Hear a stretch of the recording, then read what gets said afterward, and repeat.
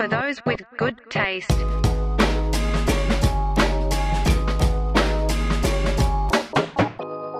Welcome back, tasties and tastettes, to a movie review. I couldn't do the normal intro. We had to figure it out on the roll here. Alien Romulus, we are here for it. Yes, sir. I am your boy Lenny, joined again by normally producer extraordinaire, but this time in the chair, DJ Danny D.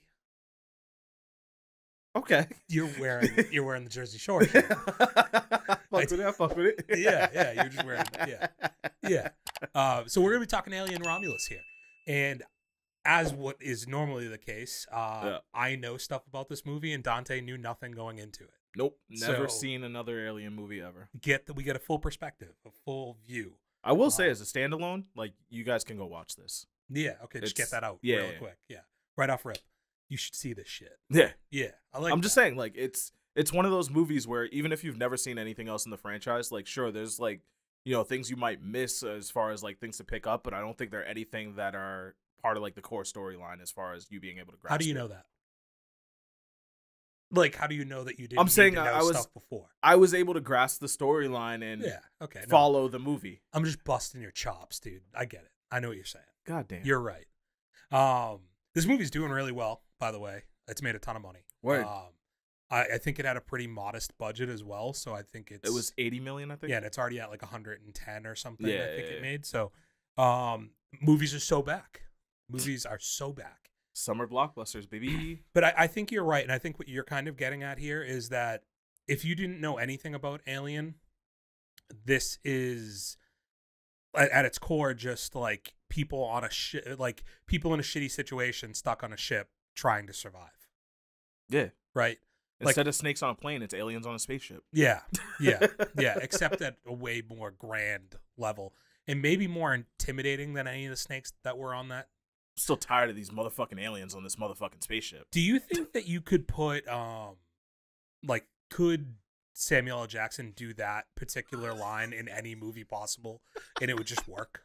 I think there's always going to be something you can kind of apply that to, yeah. Like if he was just like the grizzled vet that was on this ship in that, like, and it's quite similar to Deep Blue Sea, like when he's given the speech and all of a sudden the shark just comes up and takes him. Like, what if in this movie he was doing the like, I'm so tired of these, and like, and then all of a sudden like the xenomorph just fucking yanks him, dude. Like, yeah, I need to get good enough with good enough. I need to start learning how to use AI and just implant that into a bunch of movies. Yeah, I think that should be a thing we do on like a full pod one day. Is how many movies could you just drop Samuel L. Jackson in doing the I'm so tired of these and just see how it works. Again, I feel like it could work with anything, but like it just matters how ridiculous we can get. Yeah, there's gonna be some really funny ones. Like I'll find a way to fit into the Notebook. So tired of these motherfucking letters that you haven't been sending me for a year. Damn. All right, aliens. Yeah, I think as a person who has, like, I'm not like one of those people who's like, it's not my favorite old movies, for instance. You know, like I've said it a million times over, like if I'm watching something from the 70s, like original Halloween's like the thing for me, right? But this is up there on that level of how iconic it is. It's revolutionary in the world of like sci-fi and horror for what they were able to do with the original movies and how it's progressed. It's a movie that, like a lot of those franchises that have lasted from the 70s till now, has had peaks and valleys. And I think like this franchise is more controversial than a lot of those other ones because controversial how? So I was gonna say, like, the thing is with like Halloween, Friday the 13th, Nightmare on Elm Street. Yeah. There's I think everybody who's seen those movies can agree there's just bad ones in there, right? Oh, yeah. Like there's just genuinely bad movies in there. Whereas I think for this franchise, it's spanned now. So you've had 4 of the original with Ripley. You had Covenant, Prometheus, and this one just for the actual like Alien franchise. But then you also have Alien vs. Predator. Was Though, Prometheus the last one they did? no, Covenant was the last Oh, one okay. that they did. So, and I think that like there's like Prometheus and Covenant are the ones that have the most mixed outlook on it. And I think what's interesting is like in where you're like, well, I don't need to know anything about anything. I think that there is information that feeds in watching this movie. There's fan service done in this movie, and that's another mixed thing I'm seeing a lot online about Alien Romulus. Is like some people are upset about some of the fan service. I think that it was rather minimal. Mm. In this, we'll save some I of it mean, for as spoilers. somebody who didn't really recognize any of it, it felt minimal just because it didn't feel like there were a lot of like but you tips of the hat to that stuff that it's like, oh, if you know, you know. You wouldn't thing, you know have, what I mean? but they weren't saying like if you know, you know. You would just know, Yeah, right? yeah. Like, and I think that that's where you say like, oh, I wouldn't need to know anything. I think you're right. I think that you'd have more of either an appreciation or a disinterest if you did know. You know, I think that impacts you in different ways. Okay. You know, with that being said, like what you're talking about, like I, as a person who has seen Aliens, Alien 3, and like anything after that, like even the AVP stuff, which was mostly bad, this for me is like my type of movie. It hits on like, I love sci-fi, but also like this is the type of horror for me that I really enjoy. Where it's like, you know, it's not, he's not like the Xenomorph's on a slasher, but it is that like It's running still that away same from idea, yeah. like the thing chasing you. Like I love that stuff. So it hit on basically like the whole theme that I enjoy in movies. And then to boot, I think that it was cast really, really well. We've been high on Kaylee Spraney this year after Civil War, yeah. and I think she hits it out of the park again here. Yeah. And then what's her brother's name? This is your job. Andy. There we go. That's why I need you. He's fantastic. Like Andy is, I think, the best, most interesting character in the whole movie is Andy. Yeah. I think it's got the most interesting character arc and everything. I think he's a very important device in the way the story moves along. Yeah, which that's a device that's used in all of the movies. Really? Okay. Yeah, so this is where I'm saying like you don't need to see those things, but you would understand that like those artificial humans are a thing through all of the alien movies. There's always like one of them. Yeah. And it's and it varies in how it's played. This one's different than all of those ones were, but I thought that this was he was really good. The guy from that movie we watched on Amazon Prime, the rom-com. Oh, Archie Renau. Yeah, I liked him. And then I also liked Isabelle Merced. Yeah. Although we'll save it for spoilers. But yeah, so I thought the cast in general, you had ones that you were rooting for. Yeah. You had ones that you were like, I can't wait to see this guy die. and I think that all kind of works, you know, in itself. So I think they hit it out of the park on most angles on this one. There's not much that I could gripe with visually. There's like one set piece in particular in this that I think was like super creative and awesome. And the rest of it, I think all looks really, really good. Yeah. And like right down to like the xenomorphs are something that they've always, all the way dating back to the 70s, it's always been impressive what they've been able to do. And it was totally practical, and it looked like shit. Like it doesn't age as well now going back and watching some of those, because you can tell it's like people in suits and stuff. Yeah, but this like, one, just for the technology they had available, it was really good. Yeah. And this one, I mean, dude, I don't know if you've seen any of the behind the scenes stuff, but like like some of that stuff is totally practical, like like they've built like animatronic. Oh, really? I didn't know like, that. Yeah, it has like controls coming off the back of it and shit. Like it's shit. Super I thought impressive. it was all CGI, and I was sitting there thinking like, damn, this looks really good for CGI. No, that's why it looks so good. Is like and they said that also helped the actors obviously a ton, because they had something to look at. Yes, and like so instead of having to act like with just nothing in front of them and pretend to be afraid, like they had these real things and like we're in real environments, and I think that helped a ton for it too. So yeah, it gets a huge recommendation on my part. Like I think that this is a movie theater movie. This is something that you should definitely go out and check out in the theater. So definite recommend. And let's jump to spoilers. So 3, 2, 1. Spoiler. Spoiled. Oh. The one thing I wanted to talk about as far as character work before we get into the movie itself. The trigger warning. I don't know, what is it? What could trigger me?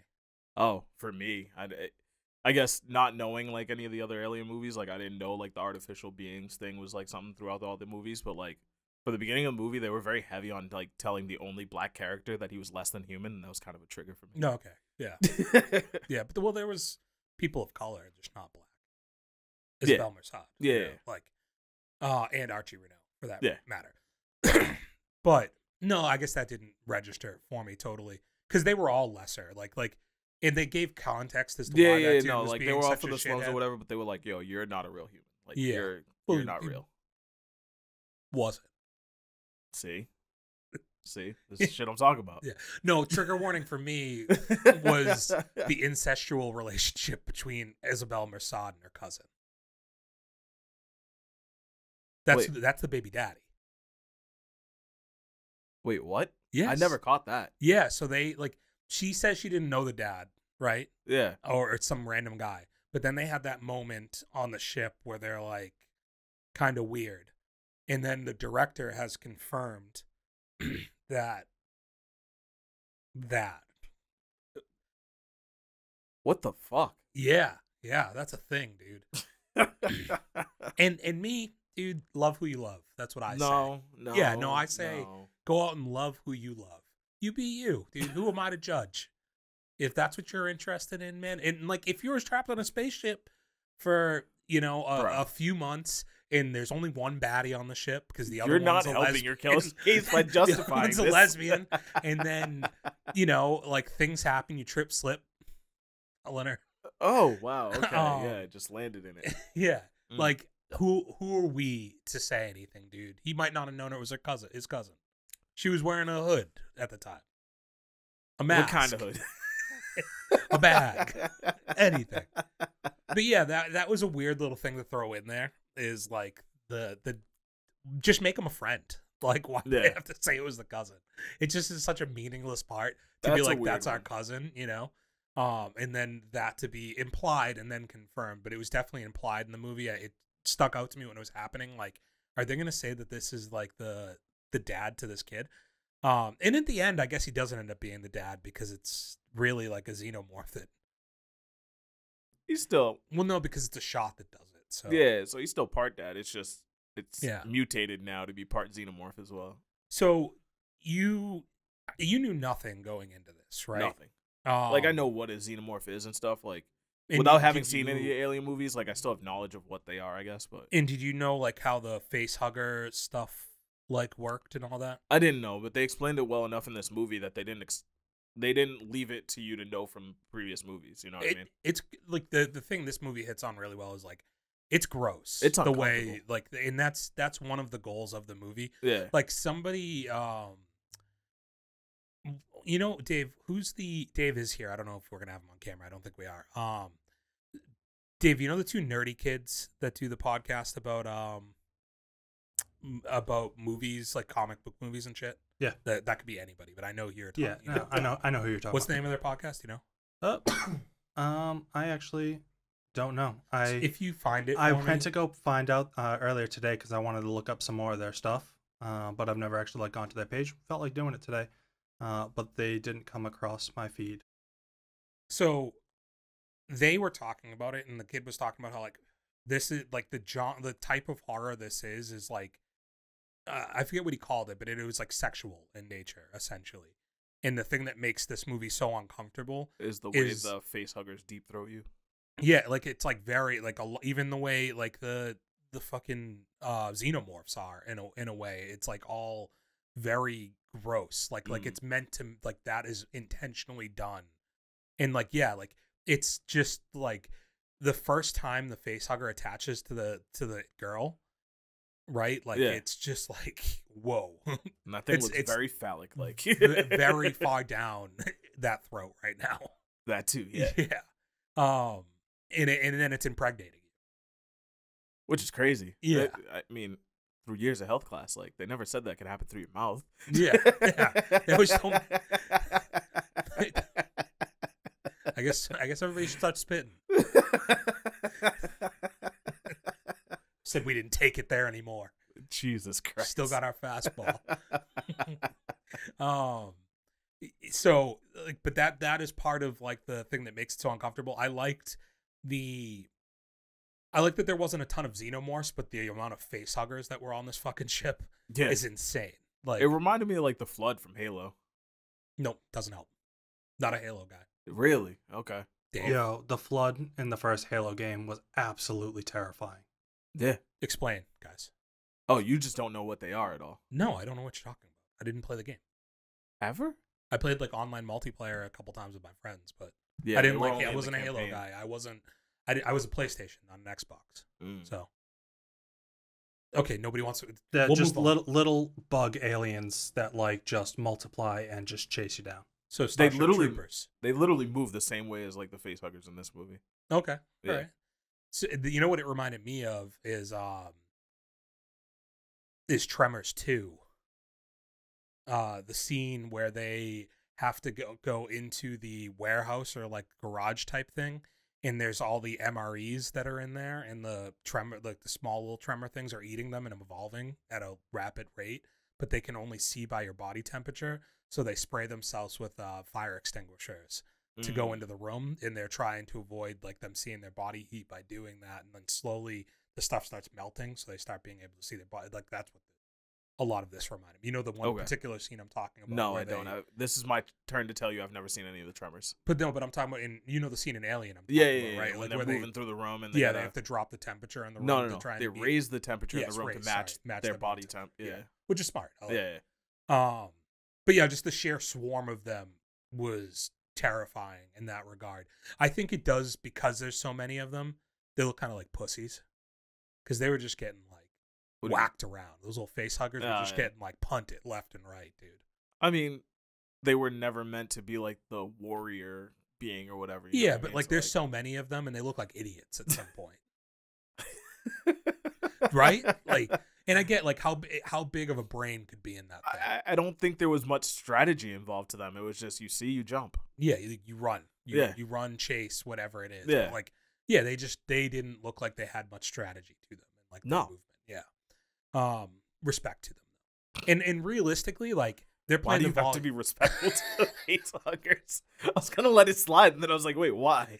But they're playing the volume game anyways, right?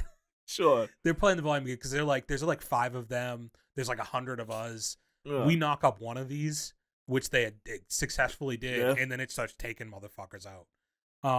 Okay. The part that I want to kind of get, a couple things. The fan service part that most people are controversial on is the android. That's the same. So they use the actor who was in the first, I want to say 2 Alien movies. I don't know that he was in 3 and 4. I can't remember. But he's since deceased. So the guy who plays like not Andy, but the one that they find that is like the evil one. Okay, yeah. Right. They what's his name? It's a 4-letter word. This is your job. I forget. Damn it. It's fine. So they use basically like that's a character from the early movies that, like, again, to your point, you don't need to have seen the movies for that to understand what that character's doing. Yeah. But that was the fan service that people are kind of like, some people like it, some people hate it. But the guy is since deceased, and they basically just used like animatronics and CGI to make him, and then it's voiced by a different person. Essentially. That makes sense now, because like I always thought like while watching him like, oh, he just looks like super fake, but I don't know if that was just supposed to be lending to the fact that he's one of these robots or. Yeah, I think it works in the sense that that's why. But yeah. In like some of the animatronic stuff they used in the early movies also looked really bad, but like it was because it was all practical in like the 70s and 80s. Rook. The escape pod. It was Rook. Okay, Rook. So I told you 4-letter word. Yeah. I knew it. Good I should have man. said chess. Then I would have said king. But like that character, while controversial because they're like, well, you could have just done anything with it. You didn't need to like do this thing where it's a little nod to the original movies to be like, we had to bring this guy back. And he's not playing the same character. It's a different version of, it's like a later version of that animatronic. So it's like a more advanced version, but it still has the same mission as the other one did. Gotcha. Okay. Essentially. But his chip gets put into Andy, and it just sets off like the whole movie essentially. because like the xenomorphs are there, but that's like the actual plot progression here is like Andy being used as a tool to like. I definitely was like locked in the second that switch was flipped. Like, Yeah, and I don't care that it's kind of telegraphed that it's like kind of Act 1 is setting up their relationship, Act 2 is him like skewing so far away, which is also foreshadowed in like him right before that finding out that like she wasn't going to take him with him and all this stuff. So that it was already like you felt terrible for him when he was hearing that, right? 100%. And just getting bullied in general. Like it was just like this dude's being really mean to him. Yeah, like we need to stop. And like even though this is a robot, like he looks emotional right now, and it's hurting me. Whoa, sick. Dave couldn't wait on the podcast. So yeah, but like that, it was heartbreaking to watch that, and then all of a sudden he gets this fucking chip put in, and he's just like, "Yeah, fuck all these people." Like, that's not the mission anymore. The mission is let them all die, and we're gonna get those samples off of this ship. Insane. So like you kind of push towards that, and then in the third act, you knew it was gonna flip back at some point. Yeah. Did you ever question who was gonna live through this? Do you think they did a good job of that? Because I think that's like an important part of the enjoyment in a movie like this is how much do they suspend the disbelief of like who might live and who might die. So I mean, I already had a feeling that like most of them were gonna die. We always knew Kaylee Spaney was gonna make it through. Like they set that up as her being like the main I think there's a world character in where the all of them could die. Really? I do think that there's a world where you can execute a movie like this and have the actual victors be like the xenomorphs. Because I thought what they might do is pushing towards the end a little bit here, like that she was going to go into cryo sleep and wake up and like be off course or something. Find that like one was on the ship or okay, something like that, and we didn't get there. But yeah, I thought there was a world where you could have had all of them die, but there was also worlds to me where it wasn't like just her that could live. I felt like Isabella Merced's character might have lived, being like the pregnant one or whatever, but yeah, I appreciate that they just were like, no, she's pregnant, but we could do something with this. Yeah. And then I thought like Archie Renault's character, just because that male-female dynamic, like, no. But at the same time, I think you knew because there's two people that he would feel like he had to sacrifice himself for. Yeah. Did any of the deaths feel like anticlimactic to you in a way? And not like the deaths themselves. Like I think all the deaths were really good, but like as far as like he just gets pulled up into the fucking ceiling and mutilated by like 6 different xenomorphs in the ceiling, It almost feels like it doesn't contribute anything by him dying that way. Yeah, like because I'm trying to remember, like they were about to get on the elevator and it just grabs him, right? Yeah, like is pretty much what happens. And it was like a save yourselves kind of moment. Yeah, but it didn't feel like that impactful to the grand story of anything to me. I mean, in a way, I think it was just kind of like one of those, all these things are chasing you. There's no way in hell all of you make it out. Somebody's got to get caught. And why didn't the cousin lover, why wasn't he able to like, once he started having acid drip on him, he just was like, this is it. Yeah, he didn't like move, like nothing. Yeah, that was a weird one. Yeah, he's just like, I'm gonna eat this. Fuck it. The scene that I think everybody is super positive on in this movie that I've seen, and I definitely fucking enjoyed it. They foreshadowed earlier being like, you can't shoot these things on the lower levels because it's going to bleed through the hull. Yeah. And her resolution to work around that was to just pull the fucking anti-gravity or pull the gravity off and just be like, we'll float then, bitch. Yeah. And I like the device of like the gun aiming for her, essentially like video game mechanics with auto assist. With aim assist, because they knew that people would be like, well, how does this girl who's like 18 years old, just who's never known how to fire a gun, just be able to shoot at No, it was accurate great. on everything, and it's like, oh well, no, we'll explain that. Like the guns that was like now, a simple explanation, like a very simple thing to throw in that added so much to like the believability in the story. Yeah, and it was just a quick little like 30-second like plot expose to be like, this is how you shoot a gun. These guns will do all the work for you. Just point and aim, and it'll do the rest. Yeah. and it's just then it turns into a badass scene, and it's badass even though she's not doing any of the work and it's the gun doing the work, because she's smart enough to be like, she does the problem solving. Yeah. How do I not have these bleed through?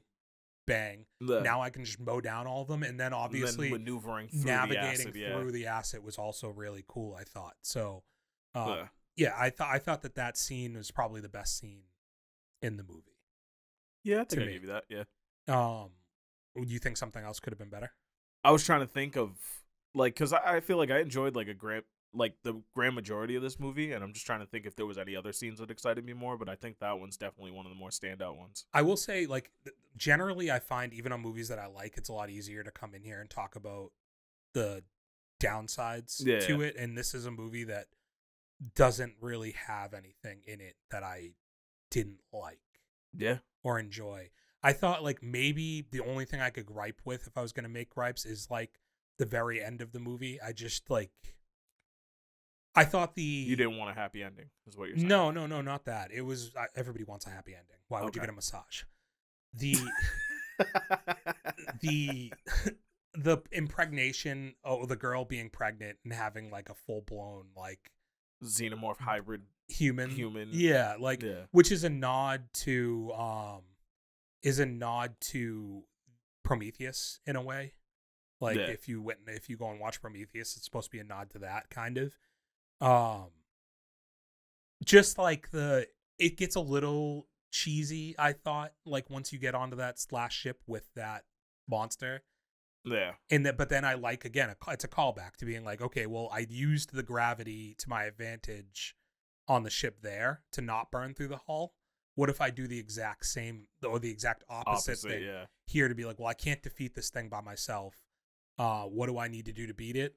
I think those are some of the more, like, interesting fights in movies, is like when it's not just being the stronger one, like, you have to, like, outsmart them, and, like, that whole, like, how do you play this out to survive? Yeah. It did, however, take a really long time for the ship to not hit that, like, whatever, is it like the belt of it debris like, or something like that? It was just like an asteroid belt or something. I don't know. like they only had 45 minutes on the big ship. Yeah, that they were hitting, and that was a big premise at the beginning of the movie. Is like counting then it dropped down to like, that time. They had 3 minutes left by the time they like evacuated or something. Yeah, right? and she was fighting that thing for longer than 3 minutes. And like the autopilot shut off, and it very quickly started going down, and it just at some point leveled out. It stopped going any further, and I was like, there's no way she's getting back onto the ship in time.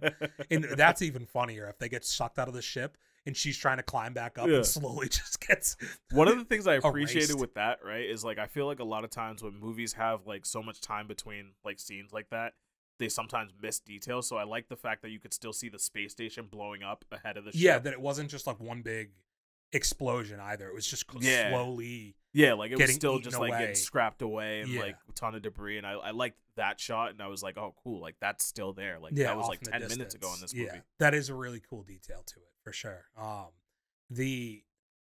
But so yeah, like you get that. I did like her mask. Like I thought it should have broken through at some point, in all honesty, but like it fucking tongue fucking her mask. Oh yeah the whole way through. I mean, I feel like especially when they like, what happened when they like open the bottom to like do like the suction to suck the monster out, like I thought like the pressure difference from that would like break her mask or something too, but like and I don't know how realistic I don't know how any of that works. Like, I just know the logic I get from movies. I'm basing this on every other movie I've seen in space. But yeah, I mean, I guess in summarization, sure, sunrisation, in summation. Thank you. Words. I thought this was fantastic. I loved it. I think I gave it 4 stars. If I go and look, I'm pretty confident. I think I gave it 3.5, but I mean, you being, I know it's not your like number one franchise, but you are a fan of the franchise, so I think that attributes a little bit to it. And again, like this is my genre. This is a movie that hits on my genre, and I think when things are further down in a franchise and still are able to hit a certain level, and I think that this franchise knew what it like. This it almost rejuvenated. What's the guy's name who directed it? Fede Alvarez. Yeah, I think he just knew what he he said he drew a lot of inspiration from Alien Isolation, which we talked about a couple weeks ago, which I think was really smart for the ambiance and everything that he had in the movie. I think you get a little bit of like Dark Space vibes from this too, the video See game. that, yeah. And then being cognizant of the lore, but also not being handcuffed to it, right? Because this is more like the original 4 Alien movies and strays a little bit more away from Covenant and Prometheus, which are way more science fiction-y. Okay. Well, Covenant's way more, Prometheus, very science fiction-y. Covenant is more in the middle, I suppose. Like, they still So have, they're like, not xenomorphs. as, like, horror thriller, is what you're saying? Yeah. gotcha. Like, well, so Covenant definitely tries to get back to that a little, because I think of feedback that they got from Prometheus, which went fully into, like, let's talk about the lore of Alien. Whereas this is just like, let's be an alien movie. Let's be on a ship. Let's have you just be terrified of these fucking things. And we don't need to advance the background lore to everything. They do a little bit of it with just like the human hybrid, the hybrid human xenomorph thing, but like they were cautious of it. So yeah, I gave it 4 stars, and I did drop it in at number 2 for me overall. Holy shit. For the year. Mad high. Yeah. Okay. Yeah. I gave it 3.5. But it's still dropping in at number 8, so it's not too far down. Still top 7. Yeah. Or top 10 rather. But one last thing I wanted to throw in here. So Fede Alvarez, the director of this, one other thing he did go on to say, I need to look up the other director's name. Dan Trachtenberg, I think is his name. Yeah, Dan Trachtenberg. So he's the one who did Prey. Okay. Which is a Predator prequel, essentially. And everybody has loved it. It's like, I've come on here and said it's like fantastic. It's again another one where you don't need to see any of the other Predator movies to appreciate and really like. So I always recommend it. But he was like, I would love to have, Fede Alvarez was like, I'd love to have a stab at Alien vs. Predator again, and have me and Dan Trachtenberg co-direct the movie. I'll take the alien side, he takes the Predator side, and we make a movie that like does justice to that idea. Because the AVP, the first one, is like silly, and I saw it at the right age of my life where I really liked it, but like retrospectively it's not very good. And then I believe Requiem is the second one, is the name of it, and it is like atrociously bad. And I was watching I forget what I watched recently was talking about this, but was intentionally filmed. Like, the biggest complaint about it is very dark. Like the scenery is very dark. You can't see a lot in it. Yeah. And I guess that was the director's choice, or the filmographer's choice, to like intentionally light things poorly and then even drop down the brightness in scenes. And it just is to the negative of the movie. So it's just like a panned movie. It's really, really bad. Nobody likes it. So it'd be nice to see these 2 characters that in the past 3 years or so, we've gotten 2 like very credible iterations of them, kind of find a way to match them up mano a mano. And the whole premise of like Predator is like, he's going to worlds trying to find, or like that race, the Predator race is going to try and find things to fight. Like, it's trying to find its match. It's looking for challenges. So the idea that like xenomorphs are out there tearing shit apart makes sense, that like it would want to go and be like, let's see what this is all about. So they have enough of a good basis to actually make it a good movie. Hopefully, yeah. Like there's a premise there, you know. Yeah. Okay. But yeah, let us know what you guys think of Alien Romulus.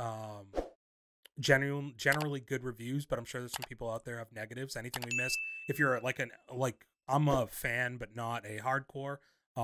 If you are hardcore, let me know what I missed or what I should check out there. And Dante, like, tell this motherfucker to watch some Alien movies. Until the next review, though, guys, we are out. Fale a deuce. Yeah, we're not. For those with good taste.